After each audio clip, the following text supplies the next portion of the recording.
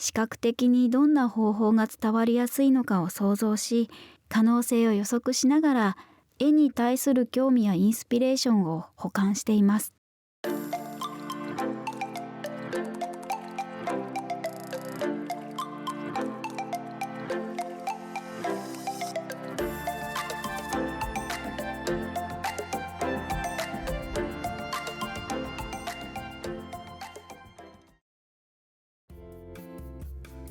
今回のドローチューブは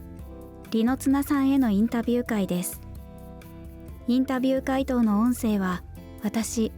日向さくらがお送りいたします。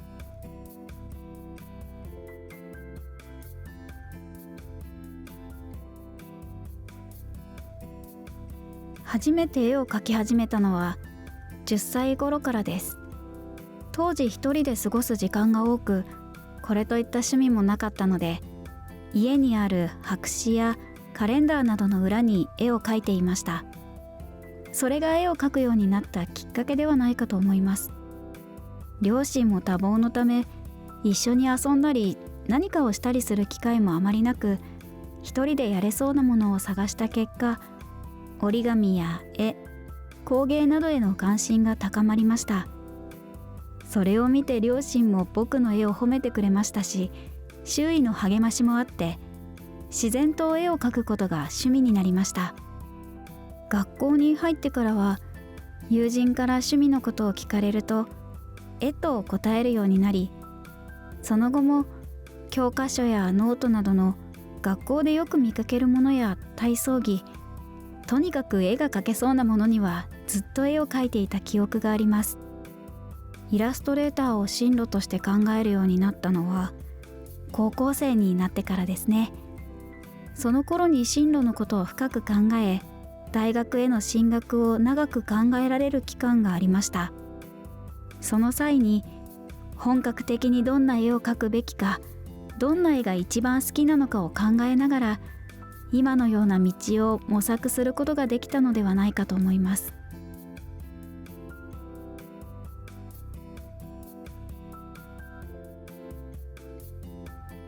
最初は子供の時に大変好んでいた動植物の色や形を真似て描いていました。その後、好きな漫画やゲームキャラクターの落書きを趣味のつもりで教科書やノートに書くようになりました。そんな時、たまたま手に取ったベルナール・ベルベール氏の韓国版著書にキム・ジョンギ先生が手掛けた挿絵が載っていたのです。その本に掲載されている構図や人物描写を目の当たりにして、当時まで描いていた落書きとはまるで違うと衝撃を受けましたね。こんな風に描きたい。絵がうまいってこういうことを言うんだと感動し、以後絵に対する興味が高まりました。その後、友達と一緒にプレイしていたアラド戦記やブレイド&ソウルなどといったゲームのイラストにもたくさん触れ、それらを真似たりファンアートを描いたりしているうちに、後に自分が描いたキャラクターがゲームにかっこよく登場したらいいなと思い、決意を固めました。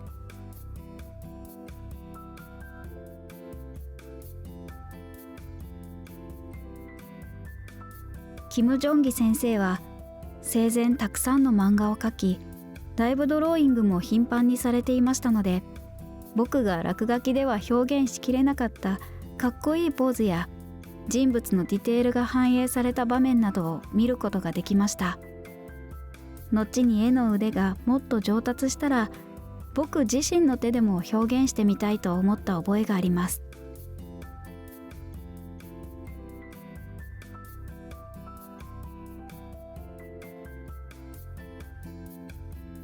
主に漫画に出てくるキャラクターを描いていたと思います。本当に小さい頃は、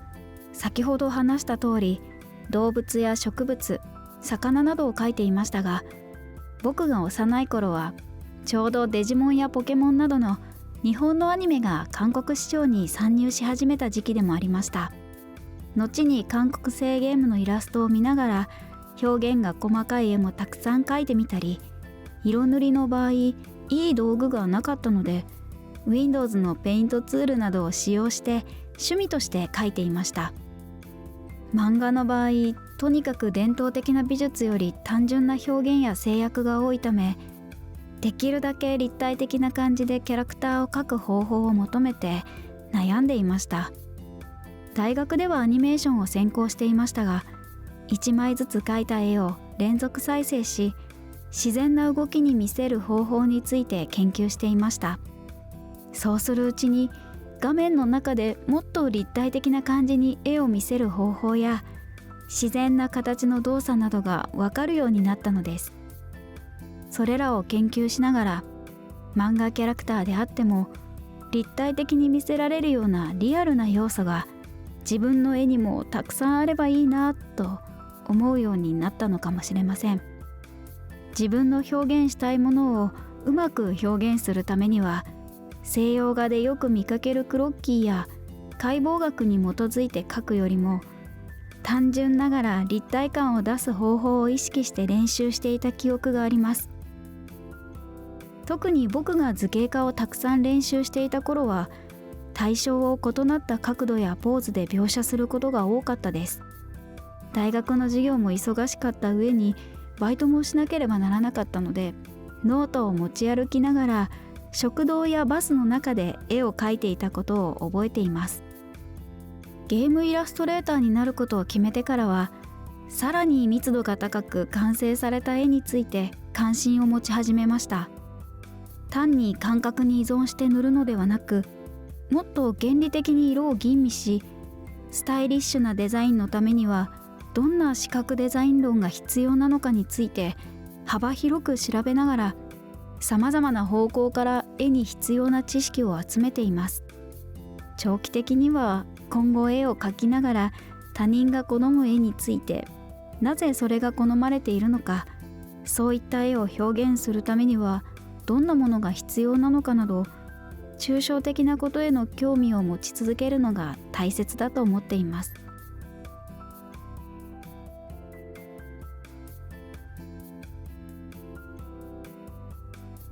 自分が描くキャラクターが登場するメディアは大抵ゲームやアニメなので、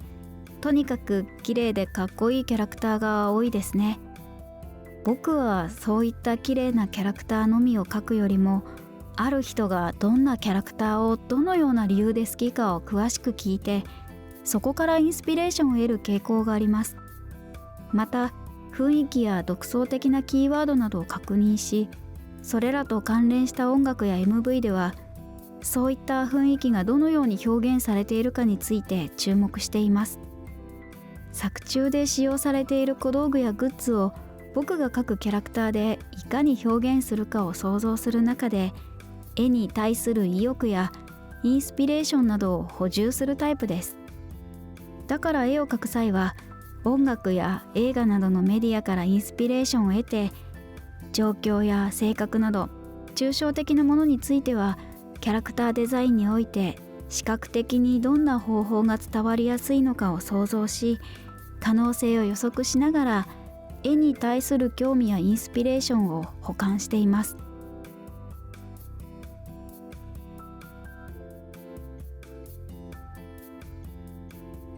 若いうちに本を書く機会をいただけました。出版社様から連絡をいただいて書くことになったのですが、当時は学生として趣味のつもりで活動しながら、イラストのことを単なる未来の進路としか考えていませんでした。ですが、出版社様の提案で本を書き始めてからは、絵に対して真摯な姿勢で臨まなきゃと思いながら書くようになったのです。そうして書いた本の表紙キャラクターは自分にとっては強く印象に残っていて、うまく描けたからとか、もしくは気に入ったから綺麗だったからという理由よりも、それを書いた時の心構えが印象に残っています。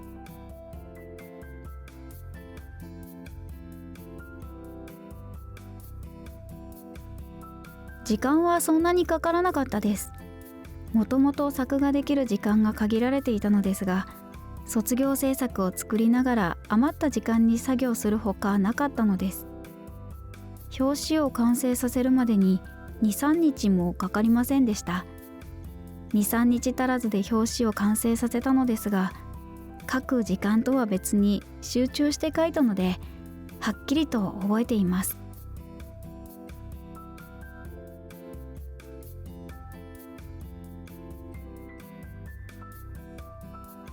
あの本を書くときは僕もまだ勉強中だと考えていて、読者の方々に自分の勉強ノートを見せるつもりで執筆していました。初めて絵を描く人も専門的な知識なしに実際に絵を勉強した人の記録を読みながら負担なく絵を始めていただきたいというコンセプトで書くことにしたのです。書評コメントの中に、絵って自分とは縁がないと思っていたけど本の内容を真似てみると思ったよりすんなり書けて、その時間がすごく楽しかったと書いてくださった方がいました。それを読んで自分が本を書こうとした意図や目的がうまく伝わったような気がして、やはり書いてよかったなと思いました。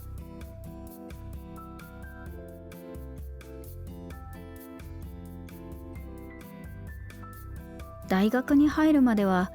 絵を描く際に美術史、西洋画、デザインなど絵が描ける活動を一つ一つ調べていたのですが、やはり自分が好むキャラクターの外見を想像し、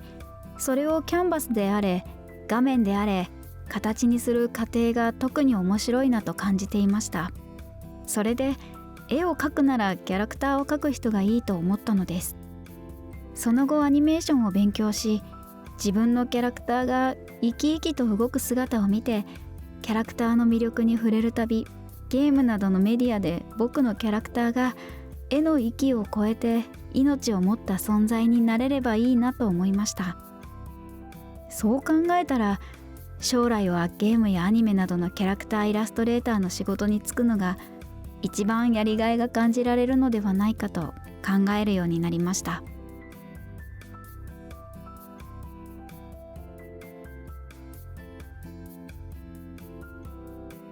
当時は SNS の代わりにブログをやっていたのですが、そこに載せていたさまざまな落書きを見た韓国の大手ゲーム会社から簡単な短期バイトのような仕事をいただきました。ペットのようなものを描く依頼で、大規模なプロジェクトでもなく、ただの簡単なパズルゲームだったのですが、僕にとって絵でお金を稼げる初のチャンスでもありました。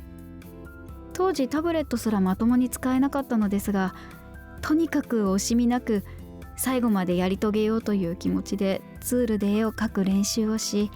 イラストを描きながら徹夜で作業したことを思い出します。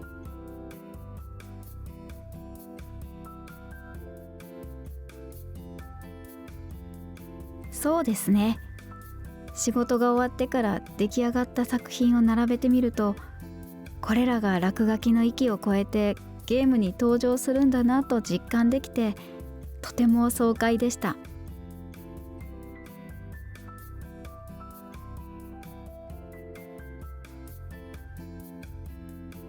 先ほどお話しした仕事以外にも、イベントで肖像画を描いたり、児童書の挿絵を描いたり、さまざまな分野で絵を描いてみようと努力しました。仕事じゃなくてもゲームキャラクターはずっと描き続けたかったですし、公募展にも応募し続けました。そんな時、自分が好きなゲームのファンアート公募展があって、そこで頑張って絵を描いたら、ありがたいことに賞を受賞することになり、仕事の依頼までいただきました。その仕事に着手している間は、熱心により一層悩みながら楽しく絵を描いていたのを覚えています。そうして出来上がったものを見たときは、他のいかなる依頼よりも大きな達成感を感じました。以降、このような絵を描くためには何を勉強すべきか、自分の絵において惜しい点はどこなのかなどを客観的に考察するようになり、キャラクターイラストレーターとしてのアイデンティティを考えるようになりました。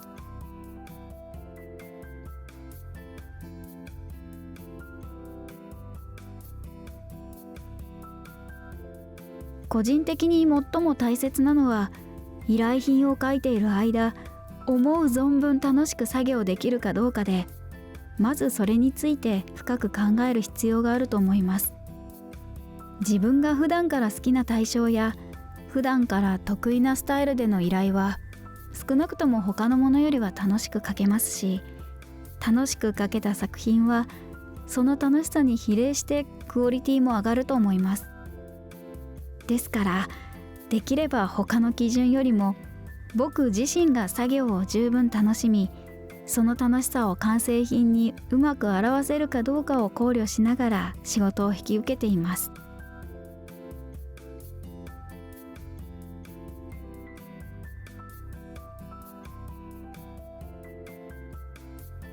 本のカバーイラスト案件は初めてではありませんが、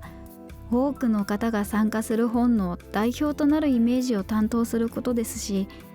自分が韓国のイラストレーターを代表することを楽しく思い悩むことができるだろうと思い、この仕事に臨んでいました。また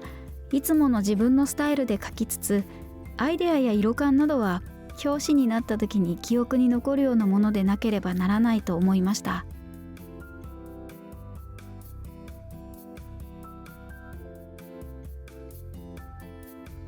僕が仕事を受ける基準や条件は楽しく描けるかどうかです。個人作業ならいろんなチャレンジができますし、普段試みない他のスタイルとの融合も楽しめます。ですが僕の絵を気に入って仕事を依頼された場合、普段のクオリティを保ちながらそれらをお見せしなければならない、そういうところがプレッシャーにはなりますね。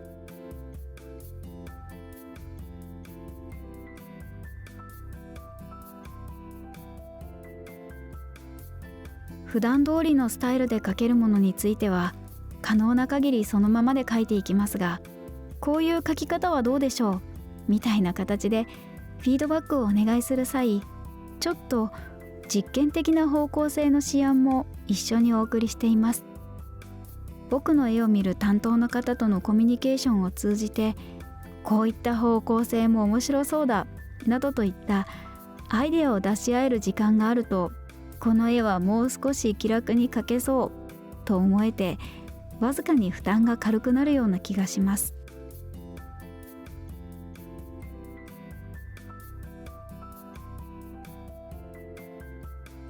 絵以外に普段好きなものは猫と旅行くらいで、猫を触るのが癒しになっています。絵を描きながら少しでも時間に猶予ができれば旅行に行くなどして気持ちを切り替えています。ゲームもじっと座ってプレイできるタイプではないので、リズムゲームなど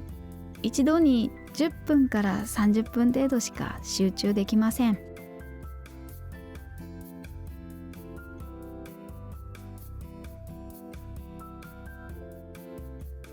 猫と触れ合うときはそれだけに集中して仕事のことは考えていません。一方で旅に出るときはいつもの環境から離れ、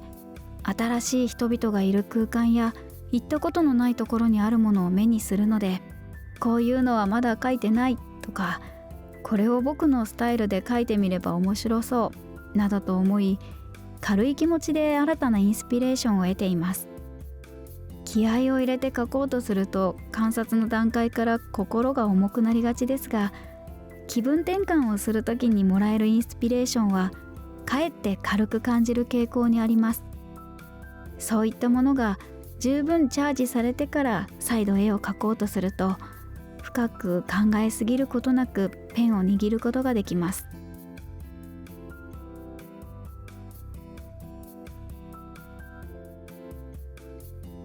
講義の中で受講生たちと会話する際によく登場するテーマなのですが、スランプを脱するためには絵を描くのに役立つ方法、つまり今自分が知っているさまざまな描き方やノウハウなどを整理して説明できるようにすると、自分の絵を自分がどのように描いているのかを確認できるようになると思います。アイデアの練り方、スケッチの仕方、色の塗り方などを説明しようとすると、今の自分の実力がわかりますし、直前に自分が描いた絵とこれから描く絵を見比べながら新しいものにチャレンジしようと思ったり、同じようなものを描いている絵を自らチェックしたりする時間を設ければ、作家のスランプから早めに抜け出せる気がします。とにかくアーティストは絵を描くためには十分なエネルギーが必要ですが、それが体力的な意味でのエネルギーだったり、何かを創作するためのインスピレーションだったりします。それらが十分に足りている場合は、頭の中で次々とアイデアが湧き出すのですが、そういったものが足りない場合、健康やスケジュール、睡眠に乱れがある場合はスランプに陥りやすいです。ずっと絵を描き続けてスランプから脱出を試みるより、他の人がどのようなものからインスピレーションを得ているか、あるいは立派な絵を見たとき、なぜこの作家はこのような表現をしたのだろうとか、他の人が絵を描く姿勢などを観察してみると、作業からはやや離れていてもインスピレーションは得やすくなる気がします。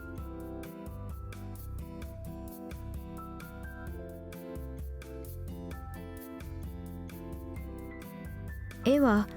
結果物を作る過程と要約することもできますが、作業の経験がある方々はご存知かと思いますけど、かかる時間も長く、プロセスも多いです。そのプロセスに集中して、こうすれば描けそうだみたいな考えを試すような気持ちで描き続ければ、描けないものがだいぶ少なくなります。例えば僕は重機や機械類の描写が下手な方ですが、そういったものを描こうと思って結果物を考えると途方に暮れてしまいます。しかしこの銃って四角形をまず描いた後、それを削っていく形で描けば良さそうとか、方法を悩んでみてからプロセスを予想すれば、描くことに対する負担も省けるし、新しいものへのチャレンジも多くできて、モチベーションの維持にも役立ちます。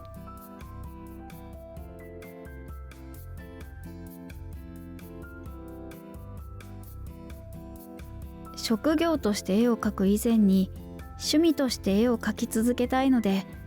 最も基本的なツールを使ってどこでも描けるようにすることを重視しています。そのためブラシはもっぱらデフォルトのものを使ったり、ショートカットや設定もなるべくデフォルトのものを使うなど、どんなツールを前にしても普段みたいに描けるよう基本設定に対するこだわりが強いです。なのでテクスチャーのあるブラシや特殊なツールでしか使えない機能などはなるべく使わないようにしています。